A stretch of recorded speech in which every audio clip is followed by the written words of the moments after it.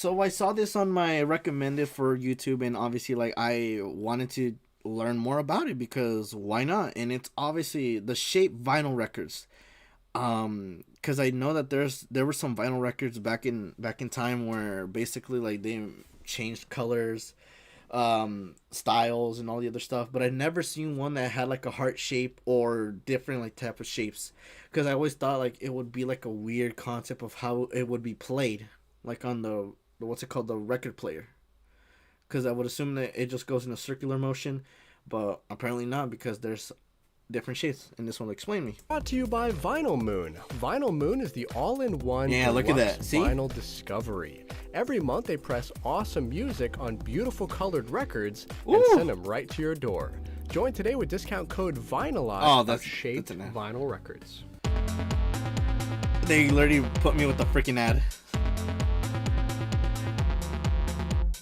Hey friends, welcome back. So if you've been collecting records for a while, you've probably seen one of these. A record that's been cut into a certain shape.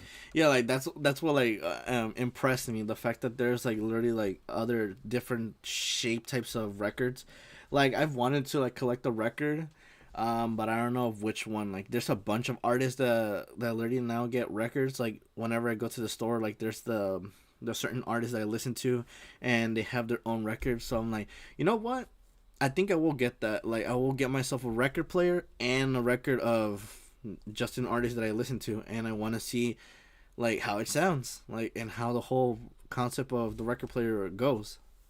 This one in particular is from the band Yarborough and Peoples, and it's their song, Oh. Heartbeats. Get it? So I was wondering where these things came from, and after doing some research, I wanted to share with y'all what I found out. So today we're going to talk about how these records came to be, how they compare to normal records, and we're going to see a bunch of cool examples. But real quick, today's song of the day is Can't Stop by Red Hot Chili Peppers. Great song. And if you have a suggestion for a song of the day as well, post in the comments down below, and you might see it. Cool song equals cool artist. To understand where shaped records came from, we first have to look at the older shellac records. So as many of you already know, the shellac records, also called 78s because they spun at 78 RPM, were the very first records that were on a flat, round disc. Yeah, that's like the normal type of record that you would basically like see in stores like back in the day. And also like, yeah, it's just like that type of record that you would listen to. But like obviously like, I didn't know the whole concept of the heart one, like how it worked. Like it was a big ass heart, but it's working just like on the circle. I was like, oh, I thought it was like going with the process of like, you see the record player and it's like going in the form of the heart. Like I'm like, I feel like it would break the record like that. They were manufactured from about the 1890s till the 1950s, and they were meant to be played on a gramophone, the predecessor to our modern turntable. Now, most of these 78s looked, well, boring. They were a solid black color with a matte finish and didn't really have much visual appeal other than the occasional brightly colored label. Yeah, but if you're going with the concept of like how music is now, obviously it's much more different because obviously they like back then you would see the vinyls, it would just be just the disc and a little paper that has what's it called, the name of who what band is playing it or group is playing it. They look boring like this video. But we're learning. It's a learning video for this one. And then obviously like we're going to now with music, we're going to go with Spotify. The cover arts for some albums are going simpler and even simpler, and you could definitely see it. So obviously like it's kind of going the same route where it's going to end up being the artist, the album name, and it just looks clean. So in the 1930s, to spice it up a bit, record labels started producing picture discs, which were essentially a paper core with a black and white photo and a shellac playing surface on top. One of the earliest examples of this type of record, according to rarerecords.net, was that the song actually looks amazing. How Hands Imagine Last Ride just getting by like Jimmy your own Rogers video in 1931. or what's it called, your own song. Although manufacturers did release a few of these records at that time, they weren't really a commercial success. And that was because the technology was still... Well, you say that for the music you listen to to the pic is literally like a street light. That's funny. In its infancy, the sound quality of the records wasn't all that great. But obviously, like Ghosty, like wouldn't you buy a record, a CD, or anything like that if you saw like the artwork of the album being awesome, or would you be buying it if it looked simple? Like, take what's it called, Logic's album right here, like the one I'm pointing with the onion cursor. This one is just called, I think, Supermarket, and it has just a giant one, and it's with the red background. That thing looks simple. Would you buy that, or would you buy another artist who literally went with so much, what's it called, time and effort to put, what's it called, a whole ass freaking abstract photo for the album? And they were also more expensive to produce. Now, many years later, in 1946, a company called Vogue Records started producing picture discs again, but their design was different. Their records featured a solid aluminum core with the artwork, and on top, a playing surface that was very similar to our modern vinyl. Oh, dude, that freaking picture goes hard. What the hell? In the doghouse. Yo, that looks freaking hard. Jeez, that looks amazing, dude.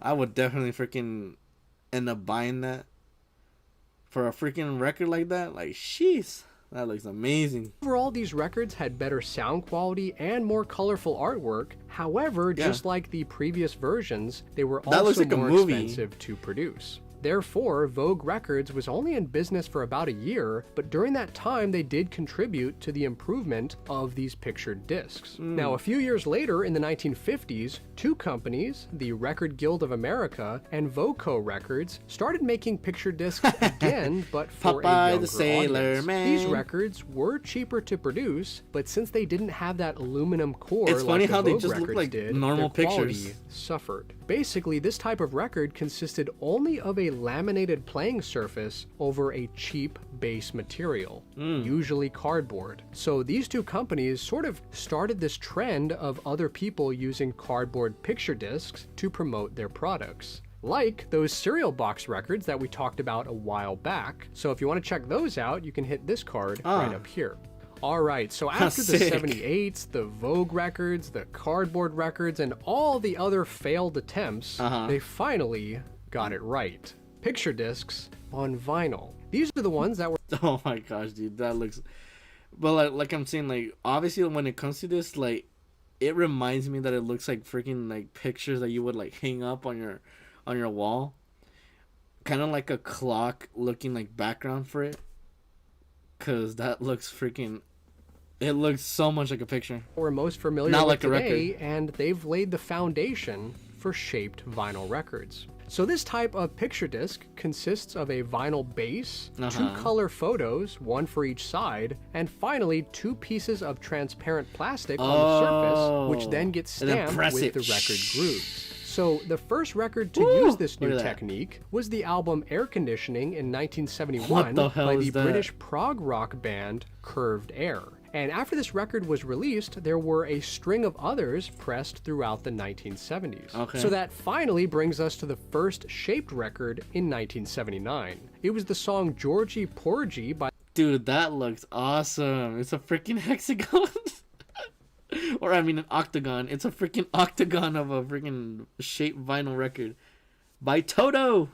The band Toto, which was shaped like an octagon. Basically, it was just a 10-inch picture disc I would that imagine had been die cut that out of a larger 12-inch canvas. The following year, the band The Police released their single, Dude, look at that, bro. Wouldn't this freaking want to get you to freaking buy these vinyl records if they have like the type of shape like that? Like, you have The Police Star, but it's playing the middle of it. That's freaking goated. Message in a bottle on a star-shaped picture disc that resembled a police badge. And after the success of these first two records came all the other unique records that we know today, such as a record shaped like Africa, a gramophone, a sword, Barry Manilow. Oh my gosh, dude. This looks like a cursed one. the Batman. Oh, dude, that is freaking awesome. I would definitely buy myself a freaking Batman record like that. Symbol, the Rolling Stones logo. That's funny. The Wu-Tang Clan logo. Oh, yeah, that is true. Oh my gosh, did I remember that watching the show on Hulu, they actually made a record in the form of the Wu-Tang logo. Oh my gosh, dude, I forgot about that. They were ahead of their time. Shit. A slice of cheese. Slice of cheese. A shamrock. Okay. An apple. A teardrop. A heart. The state of Texas. Represents Texas. The state of Ohio. The Ghostbusters logo. The Star Trek logo. Oh my gosh. A buzzsaw. The Prince logo. Bart Simpson. Oh my god. That is hilarious, dude. That is a hilarious image to have for a record. It'll be funny, like, be like, hey, yo, play the freaking the Simpsons record. You got it. And then you just pull out a freaking Bart Simpson. The AC/DC logo, the Superman logo, that's it. A star-shaped record, that a butterfly, awesome. An Egyptian pharaoh, a blue lobster, Stonehenge, Blue Lobster. A broken record effect from Paramore. What? They must have added like, what's it called, glass, like coating for this one, because I don't think that you could play a freaking broken what's it called record. That would be impossible. Which looks very convincing. A skateboard-shaped record. Well, 2 people dancing. A pair of dramatic face masks from Motley Crue. A pizza. A space shuttle. And even several strips of bacon. Dude, what band used this one? What the hell kind of band used the freaking strips of bacon as their damn vinyl thing? That's just wrong. That just looks wrong. What the hell is this? Because why not? So as you can see, most of these records are picture discs, but some are not. The record that I have is not a picture disc, and I kind of prefer that, because when you compare their sound side by side, these non-picture disc versions actually sound much better. And to understand why that is, you can check out this video up here, which goes into more detail about how picture discs are made and why they just don't sound as good as... It's like, roll the river, roll river, oh. It's like trying to scratch it. It's like trying its best to get it right. You gotta go. All good. No, it's all good. It's all good. It's all good. Thank you for joining, though. Like, I'm just gonna be checking out a few more videos, and then I'm gonna be ending our stream. And like I said, I'm gonna be doing another stream tomorrow, which could be a reaction or a gaming stream. So stay tuned for that. But thank you for joining, Ghosty. As normal vinyl. Now, speaking about the music on this record, it has kind of a funk disco sound to it, which is okay, but have honestly, a good rest of your day. I didn't buy this thing for the music. I kind of just wanted a shaped record that looked cool spinning on my turntable, and it does that very well. So overall, since these records are basically just 45s that look cool, they really only serve the purpose of getting more recognition for the band that released it. The cooler your record looks, the more people will want to buy it, and therefore more people will know about your band. Exactly. It's freaking marketing, and marketing knows how to freaking get it right when it comes to freaking the most out-of-pocket vinyl record pictures that you could get, like the strips of bacon or Bart Simpson or some of the other ones that they were giving example of. Like, who wouldn't want to get one of those? Because I would. I mean, some people get these things just to hang them on their wall, and they don't even own a turntable. So, just like with the liquid-filled records, flexi discs, vinyl postcards, glow-in-the-dark records, cereal box records, chocolate records. Hold on, what? Glow-in-the-dark records, cereal box records, chocolate records. I knew that there was like cereal box ones that obviously like that is insane, but a chocolate one? Dude, there's a whole bunch of history with freaking records. I just thought it was gonna be like shaped ones and the regular ones that you would see. But damn, like the records have gone a long way then for being evolutionized from being from cereal boxes to chocolate to glow in the dark to some other versions. That is awesome. Wood records, glass records, ice records, records with objects trapped inside them, scented records, records with etchings on one side, That's holographic sick. records like True Colors from the band Split Enz, records with a floating hologram like Jack White's Lazaretto or the Star Wars Force Awakens soundtrack, records with dual sick. grooves, and records with hidden tracks underneath the label. Shaped records are yet another music gimmick that gets our attention and makes this hobby of record collecting a little bit more fun and interesting. Yeah. And overall, I think shaped records will actually get more people into collecting because they are more eye-catching, and they kind of prove the point that buying records isn't just only about the music. It's about collecting. It's also about the artwork.